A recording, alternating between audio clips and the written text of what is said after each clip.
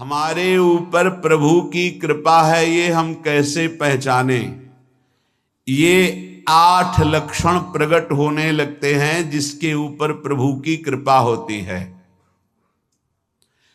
हमारे ऊपर प्रभु की कृपा है ये हम कैसे पहचाने, तो ये 8 लक्षण प्रकट होने लगते हैं जिस पर हरिजू की प्रियाजू की कृपा है। पहला, घोर अपराध करने वाले के प्रति भी दया की भावना, शांति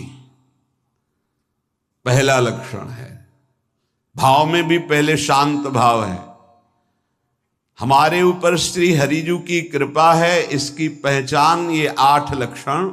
पहला, शांति, अर्थात घोर अपराधी के प्रति भी गुस्सा ना क्षमा करना, ये हरि की कृपा का लक्षण है। देख लो भाई, घोर अपराधी शब्द तो जाने दो, जरा सा प्रतिकूल हो जाए तो लाख समझाओ पर भ्रकुटी तनी रहती है। भला ऐसा है? अपराधी पर भी क्षमा का भाव होना, ये हरि कृपा पात्र में ही होगा, अन्य में नहीं। तो अगर अपने हृदय में ऐसा लगे कि ऐसा नहीं है तो हरिजू से प्रार्थना करनी चाहिए कि कृपा करो, मेरे में सामर्थ्य आवे। दूसरा, अनुसूया, वो किसी भी के प्रति कभी भी कोई दोष दर्शन ही नहीं करेगा। दोष कथन, दोष श्रवण की तो बात जाने दो। अनुसूया, दूसरों के गुणों में दोष ढूंढना ये नहीं होता। हरि कृपा पात्र में ये नहीं होता। ये सब भजन के नाश करने वाले। जैसे पहला अपराधी पर क्रोध कर देना, तो माया ने भेजा इसीलिए था कि तुम्हारे साथ व्यवहार ऐसा करे कि तुम क्रोध करो। क्रोध करोगे तुम्हारी ऊर्जा शक्ति नष्ट हो जाएगी, अध्यात्म में जो चलने की थी। और कहीं तुमने संकल्प कर लिया तो भजन शक्ति नष्ट हो जाएगी। तो अगर भजन बल है तो गया, जरूर उसको दंड मिलेगा, पक्का मिलेगा, 100% मिलेगा, लेकिन आप खाली हो गए। ना भजन करने की वृत्ति रहेगी और ना भजन रहेगा, दोनों बात। अनुसूया, किसी के सद्गुणों में दोष देखना, गुणों में दोष ढूंढना, ये हरि कृपा पात्र में नहीं होता। ये बहुत मंगलमयी बातें हैं जिससे हमारा भजन मार्ग पुष्ट होता है। तीसरा, वो बाहर से और भीतर से पवित्र रहता है, हरि कृपा पात्र। शौचाचार का ज्ञान होना चाहिए, वस्त्र आपके पवित्र होने चाहिए, ये बाहरी जल रज आदि के द्वारा बाहरी पवित्रता। और निष्कपटता, निश्चलता, सत्य भाव, ये अंदर की पवित्रता है। अगर कपट है, छल है, असत्य है तो हृदय मलिन रहता है। भीतर और बाहर से पवित्र रहना, इसमें खास बात क्या है? भीतर और बाहर से पवित्र रहने में, भीतर और बाहर से सदैव पवित्र कौन रह सकता है?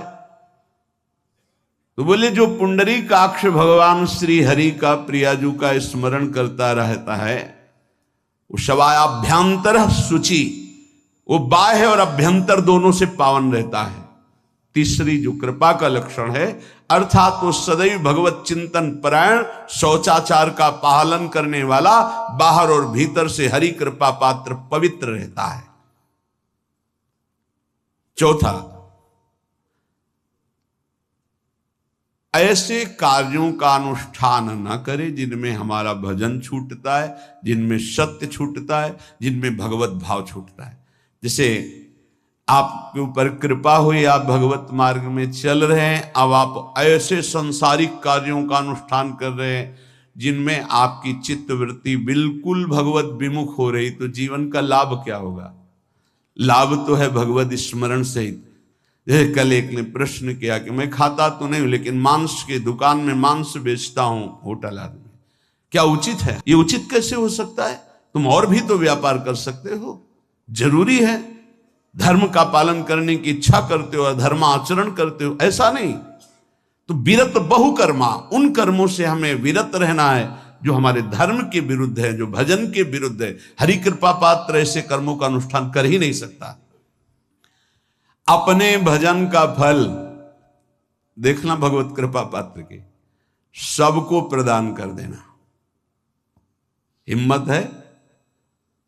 अपने भजन, इतनी मेहनत से किया हुआ भजन, भजन होने के बाद हे प्रभु इस भजन का फल हो, सर्वे भवन्तु सुखिना सर्वे सन्तु निरामयः। यहां तो कहते महाराज एक माला रोज आपके लिए करता हूं कि आपकी बीमारी ठीक रहे, तो शेष किसके लिए करते हो प्रभु? शेष क्या? अगर इष्ट और गुरु के लिए तुम्हारा है कि एक माला करते तो फिर इतनी माला करते तो हमें क्या होगा? सब आपको दे देंगे तो हमें क्या होगा? तभी भजन का रहस्य नहीं जाना। छठवां, अपने भजन से अपने लिए कुछ भी ना चाहना, और दूसरों की तो बात जाने दो, दूसरों से कुछ ना चाहना ये तो ठीक है, अपने भजन से अपने लिए कुछ ना चाहना है हिम्मत। देखो ये हरि कृपा पात्र में हिम्मत होती है। अपना भजन अपने प्रयोग में ना लाना, इसका भी आंतरिक रहस्य है। अपने प्रयोग में आप शरीर को लेकर के बोलेंगे, अगर स्वरूप को लेकर तो प्रयोग की कोई वहां जरूरत ही नहीं, स्वरूप पूर्ण काम है, वहां कोई अभाव नहीं। जब आप कोई भाव अपने लिए करेंगे तो देह भाव होगा, देह भाव से किसी विषय की मांग होगी। विषय पूर्ति भजन का फल नहीं होता, भजन का फल होता विषय निवृत्ति। बहुत जोर की बात है, कैसे समझ में आए?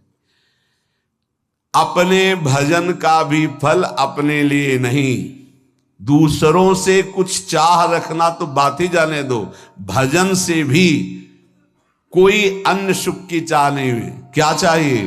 भजन ही बनता रहे, भजन का फल भजन बनता रहे, खूब निरंतर जप करते रहे। सातवां, किसी भी मान सम्मान कीर्ति पद प्रतिष्ठा के मिलने पर हृदय का असंतुष्ट हो जाना, यह हरि कृपा पात्र का लक्षण होता है।